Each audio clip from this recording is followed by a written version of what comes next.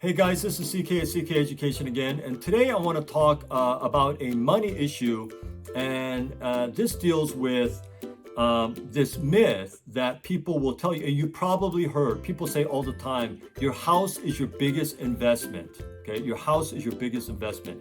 And I believe this for a long time as well, but I'll tell you why I don't believe that anymore. A house is not an investment. Okay, let me tell you why. And I made a previous video about there's no such thing as good debt. All debt is bad, I said. And all debt is bad. And again, I'm not saying you should not go into debt. Sometimes you have to get a loan, like a mortgage to buy your house. But understand that that's bad debt and you want to pay it off as soon as you can.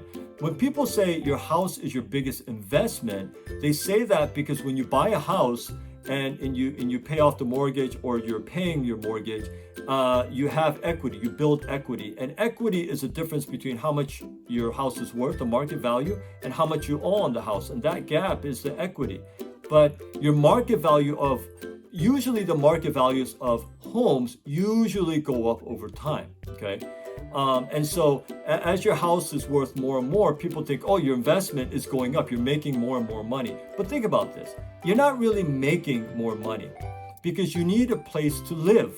So if you live in your house, and let's say you buy your house for $300,000 and your house is worth $400,000, did you make $100,000? You didn't make $100,000. Your house is just worth $100,000 more. You can't take that $100,000 and spend it.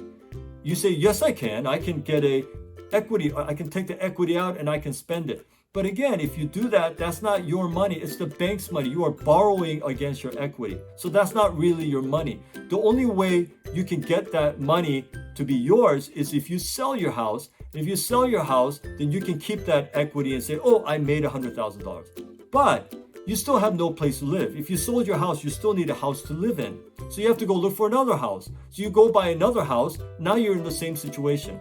And my point is this. Don't be fooled into thinking, I'm going to buy a house to make money. You buy a house because you need shelter, okay? You need a place to live. You need a place to stay warm, and you need a place to stay cool in the summer. You need a house to live. That's why you buy a house. Don't think of your house as an investment, because if you do that, here's what happens.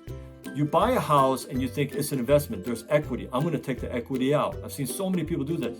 I have $100,000 equity in my house. I take it out and I borrow against my house, and I'm going to buy a car. I'm going to pay for my kids' college. I'm going to renovate my house, whatever. And they spend the money. But guess what?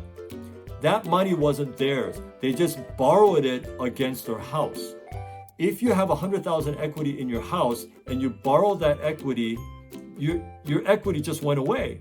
That $100,000 just went away. You borrowed it. You have to pay it back. Paying back is not your money. That's the bank's money. So your house is not really an investment. Now, some people say, but if I buy a house when I'm young and I pay it off in 30 years, and then after I pay it off, it went up in value, and then if I sell it for an expensive price and then I go buy a smaller house, then I'll have some money left.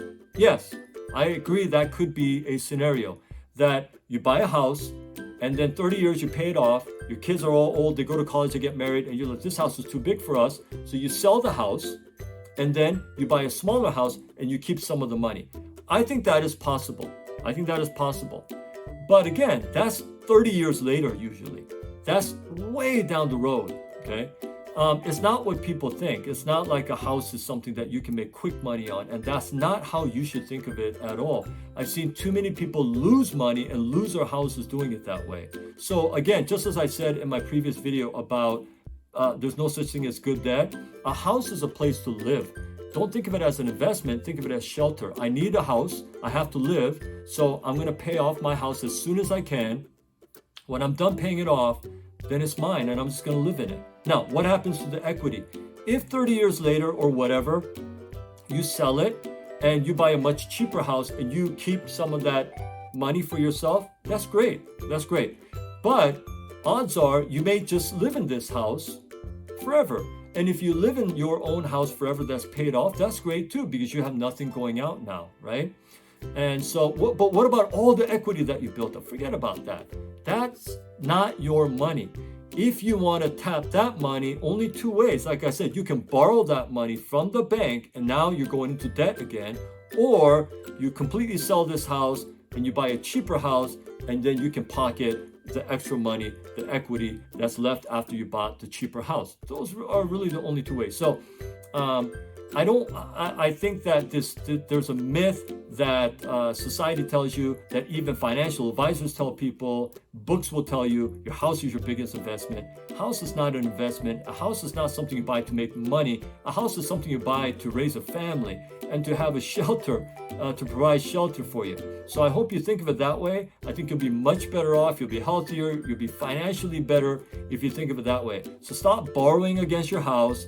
It's not a bank that gives you free money. It's a bank that loans you money. Always remember that. So stop it. Pay off your house as soon as possible, and I think you'll just be in a much better financial situation as the years go by. So I hope that was helpful, and until my next video, I hope you stay well.